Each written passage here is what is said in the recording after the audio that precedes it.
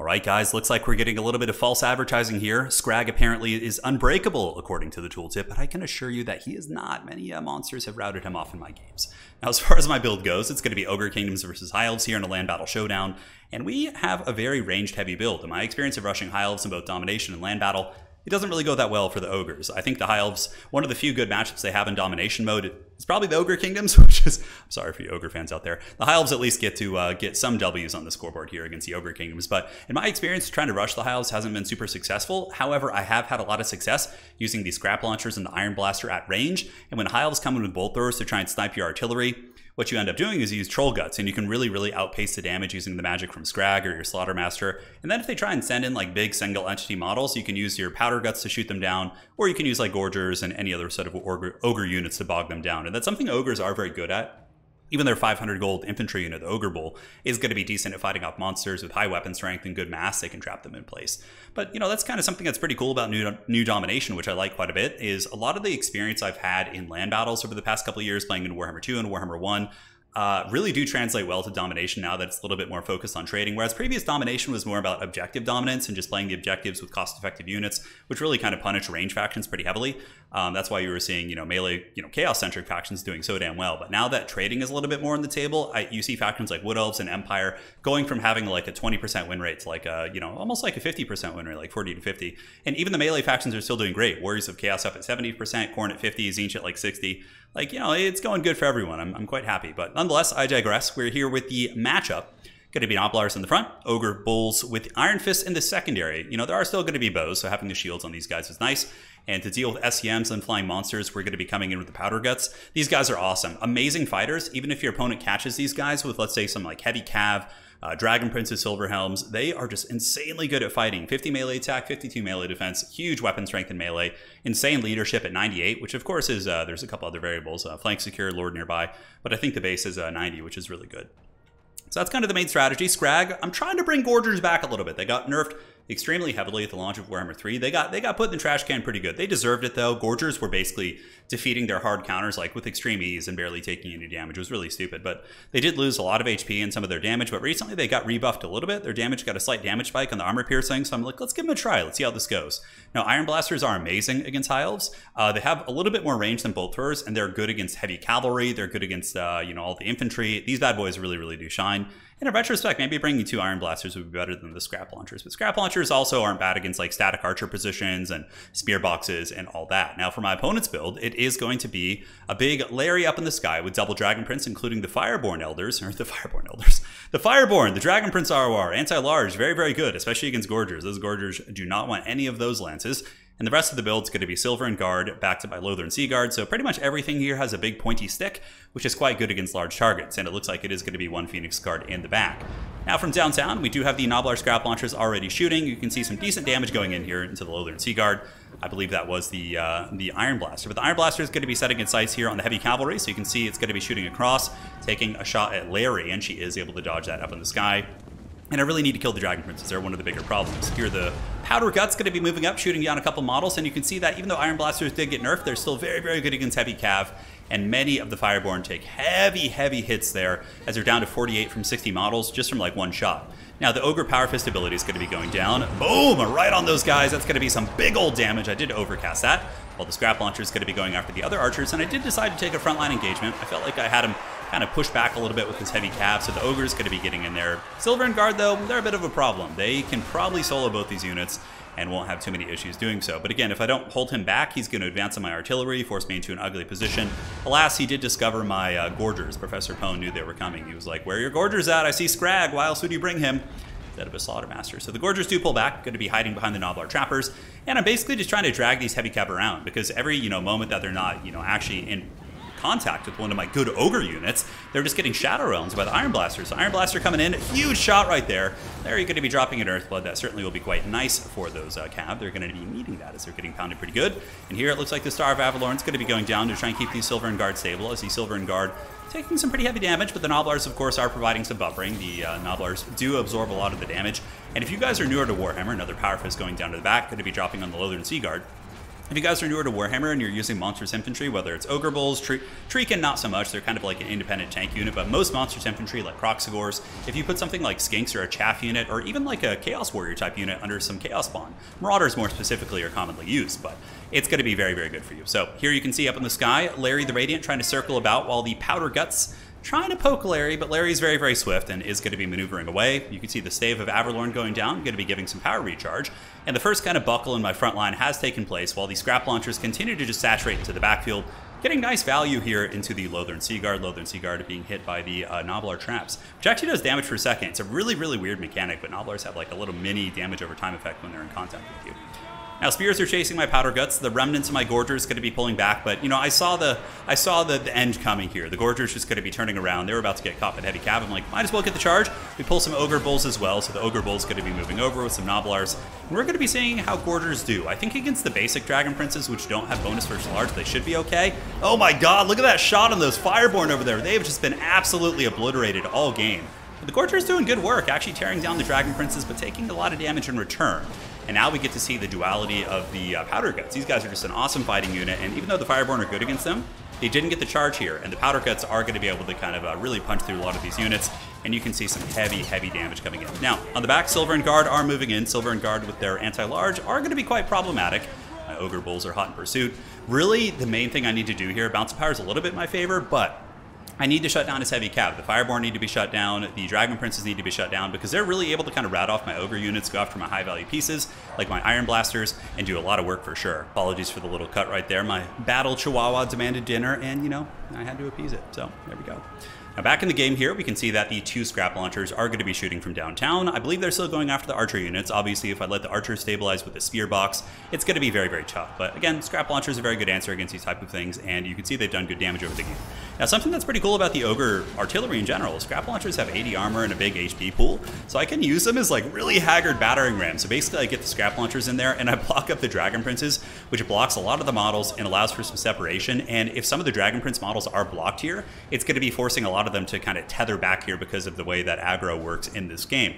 Nonetheless, my opponent with very, very good micro there is able to get the Dragon Princes by them, and Larry's going to be on the hunt here, so just trying to get these Powder Guts away.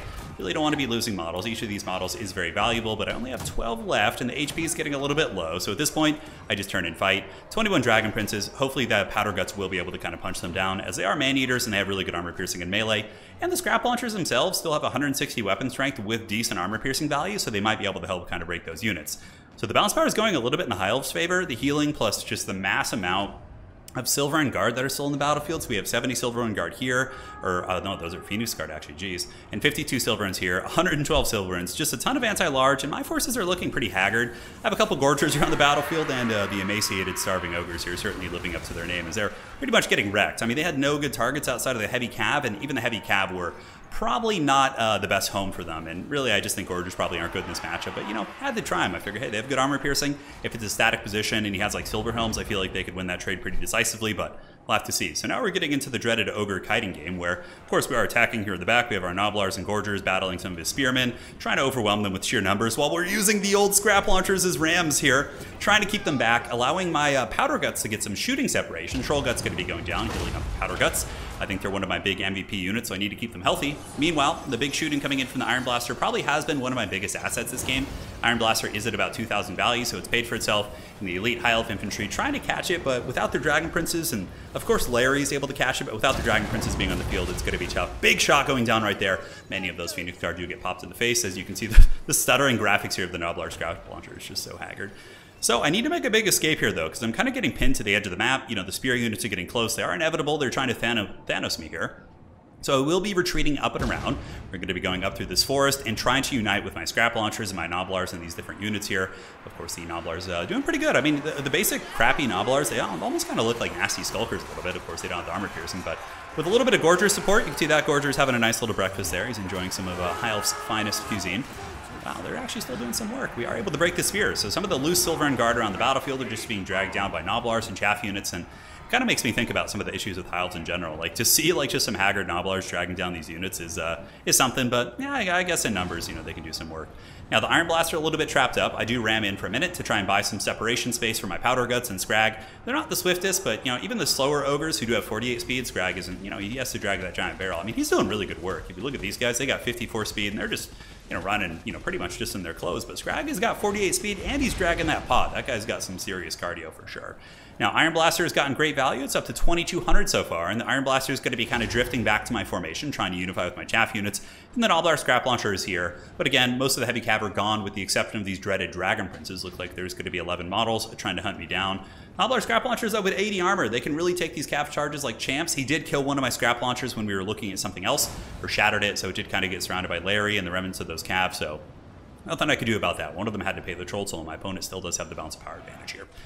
Ogres running away. Powder Gut's going to be trying to get around. There's this little lake here. I believe this is like terrain blocking, so I couldn't move through this. Larry's going to be on the hunt, though, and hopefully she won't be able to pick off any of these models. I did use a Troll Guts, which is going to be pretty much filling up the HP bars here. But 2 attacks from Larry, you know, 420 weapon strength pop is for sure going to be able to kill these Ogre models. It'd be kind of neat to see the entity health per model. I mean, I know there's a whole table in the mods where you can like look at that, but Scrap Launcher on the run, being attacked by Larry, but we were able to stabilize our glorious, glorious Iron Blaster, which is the big thing, and this thing is just thumping in the deep on these Elves. This entire game, it's been so good. You know, in retrospect, if I were to think about a build against High Elves, I mean, I guess 4 Bolt Throwers could actually be problematic. Like 2 or 3, I think you could heal through with Troll Guts, but I think that 4 Iron Blasters, or 4 Bolt Throwers would be able to put some serious hurt on an Iron Blaster.